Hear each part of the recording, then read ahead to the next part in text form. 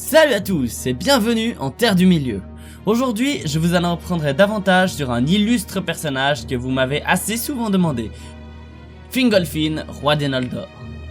Je vais attaquer le sujet, comme j'en ai l'habitude, en plusieurs parties. Alors, voici comment ce sera. En première partie, sa vie en Valinor et tout ce qu'il a fait par là-bas. En deuxième partie, le grand voyage et comment il est arrivé en Terre du Milieu. Puis finalement, les guerres du Beleriand et sa fin. Alors, pour un personnage aussi grand, attaquons tout de suite. Je vous préviens d'avance qu'il y aura pas mal de noms dont Fëanor, Turgon, Arthel et tout ça. Du coup, je mettrai un glossaire comme je l'avais fait pour Morgoth dans la description. Alors, attaquons. Fingolfin était un Noldor, cette branche des elfes qui aimait la forge, l'orfèvrerie et le savoir. Il était le premier fils de Finwë et Indis, mais il avait un demi-frère aîné, Fëanor. Lui, vous en avez sûrement déjà entendu parler. Il avait aussi un frère cadet, Finarfin, qui était lui par contre son vrai frère. Il eut par la suite plusieurs enfants avec Anaïre, Fingon, Turgon, Aredel et Argon, mais ce dernier n'est nommé que dans les plus récents écrits de Tolkien. Depuis leur enfance, Fingolfin et Finarfin n'avaient que peu d'intimité et d'amitié avec Fëanor, et ce dernier ne les aimait point.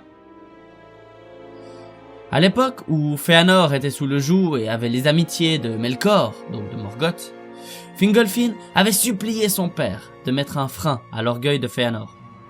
Celui-ci avait surpris la conversation, et étant pris de rage, il tira l'épée contre son demi-frère et lui dit alors « Sors d'ici et va reprendre ta vraie place !»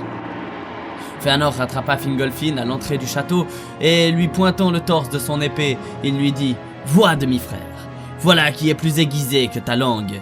Essaie encore une fois d'usurper ma place et l'amour de mon père, et peut-être cette épée débarrassera les Noldor de celui qui se veut le maître des esclaves. » Fingolfin partit sans un mot et fendit les rangs de la foule qui avait tout entendu des paroles de Fëanor. Par la suite, Fingolfin fut emmené presque de force dans la révolte des Noldor pour suivre son peuple. Il jura même fidélité à Fëanor par amour fraternel. Il lui dit ces paroles : « Demi-frère de sang, mais vrai frère de cœur, conduis-moi et je suivrai, puisse aucun malheur nous séparer. » Fingolfin prit alors le parti de son demi-frère quand celui-ci partit à la chasse de Morgoth, qui lui avait volé les Silmarils. Il participa malheureusement au massacre d'Alqualande et à ses voyages vers les terres du milieu. Fingolfin fut trahi par son demi-frère, quand celui-ci vola les bateaux et partit pour les terres du milieu. Fingolfin aperçut à travers la mer l'incendie des bateaux que Fëanor avait volés. Fingolfin fut donc contraint de marcher durant de nombreux jours dans les glaces d'El-Caraxë. Son arrivée sur les terres du milieu fut triomphante et triste à la fois. Il avait perdu les 3/4 de son peuple.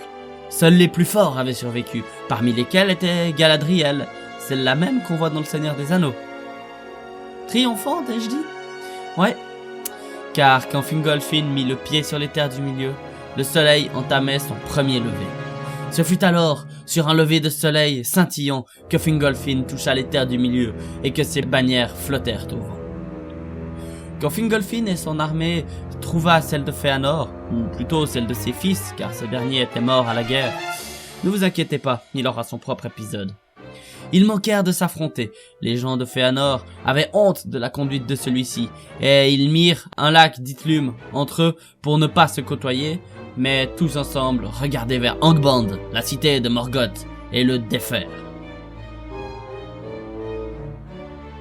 Les armées de Fingolfin et de Fëanor évitèrent de justesse l'affrontement, comme je l'ai dit avant, et ils se partagèrent le Beleriand, à l'exception des terres que tenaient Thingol et Melian, donc c'est-à-dire le Doriath.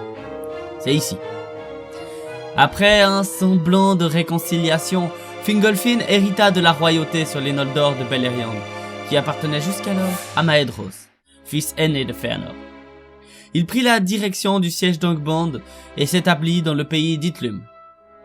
Pour marquer les retrouvailles et tenter d'effacer les rancunes, Fingolfin organisa en l'an 20 du premier âge une grande fête à Ethel Ivrin, aux sources du Narog, où tous furent conviés et qui resta longtemps dans les mémoires. Mereth Aderthad.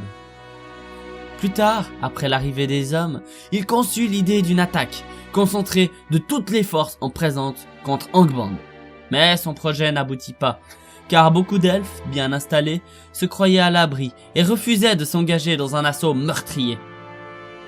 Après avoir gagné la bataille de Dagor Aglareb, ou la bataille glorieuse, Fingolfin maintint le siège d'Angband pendant près de 400 ans. Il accueillit, plus tard, avec joie les hommes des trois maisons. Quand arriva la bataille de la flamme subite, il crut voir la fin des Noldor. Alors, il partit rencontrer Morgoth et fut si rempli de colère que certains crurent voir Oromé en personne. Il arriva devant Angband et appela Morgoth, qui vint, pensant le détruire rapidement dans son orgueil. Ce fut la dernière fois qu'il sortit de sa forteresse, couvert d'une armure noire, et il se dressa devant le roi des Noldor comme une tour, un immense bouclier noir à la main. Fingolfin semblait n'être qu'une étoile au milieu des ténèbres, avec son bouclier azur, son armure d'argent et son épée Ringil, brillante avec ses cristaux. Fingolfin était plus petit que Morgoth et plus rapide aussi. Il parvint à blesser l'ancien Vala par 7 fois, et chaque blessure lui tirait un cri qui faisait trembler ses propres légions. Mais Fingolfin se fatigua finalement et ne parvint plus à éviter Grond, le fantastique marteau de Morgoth, et il accusa 3 coups de masse sur son bouclier qui soutint le choc. Fingolfin, d'un geste de désespoir, trancha le pied de Morgoth, et ce dernier lui asséna un coup de masse qui tua le roi des Noldor sur le coup. Toutefois, le corps de Fingolfin, meurtri, ne fut pas laissé à l'ennemi, car à ce moment vint Torondor, le roi des aigles de Manwë, qui ramena la dépouille royale à Turgon, le fils de Fingolfin. Turgon lui fit un tombeau des plus magnifiques, et pleura la perte de son père. Mais Turgon ne devait pas rester enfermé dans son chagrin et dans sa retraite. Mais ça, c'est une autre histoire.